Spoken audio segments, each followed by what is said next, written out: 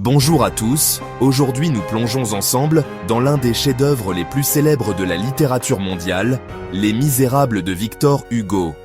Un roman poignant, publié en 1862, qui explore la misère humaine, la justice sociale et l'espoir en l'humanité.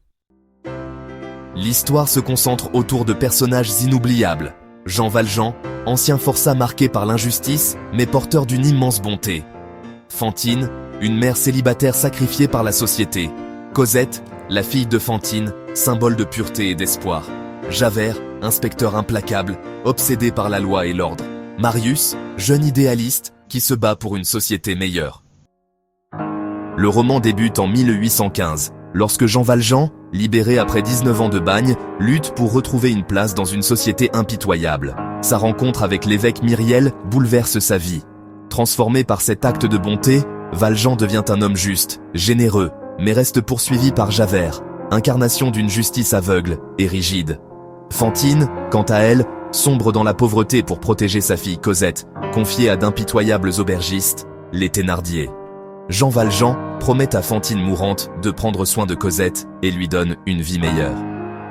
Quelques années plus tard, à Paris, le destin rapproche Cosette de Marius, jeune révolutionnaire. Au cœur des barricades de juin 1832, se déroulent des scènes héroïques et tragiques où se révèlent les plus grandes vertus humaines, courage, sacrifice et amour. Victor Hugo dénonce les injustices sociales, l'exploitation des plus faibles, mais célèbre aussi le pouvoir de la rédemption et de la compassion. Les Misérables est un cri puissant contre l'inégalité, mais également un vibrant hommage à la capacité humaine à se relever malgré la souffrance. Aimer ou avoir aimé, cela suffit.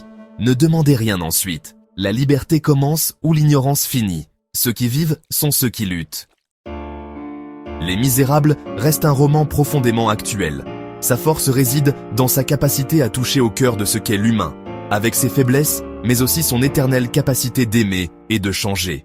Une œuvre indispensable, qui traverse les époques sans jamais perdre de sa force ni de son humanité. Merci d'avoir suivi cette présentation. Si vous souhaitez découvrir d'autres analyses et présentations littéraires, abonnez-vous à la chaîne et laissez un commentaire avec le prochain livre que vous souhaitez voir résumé. À bientôt.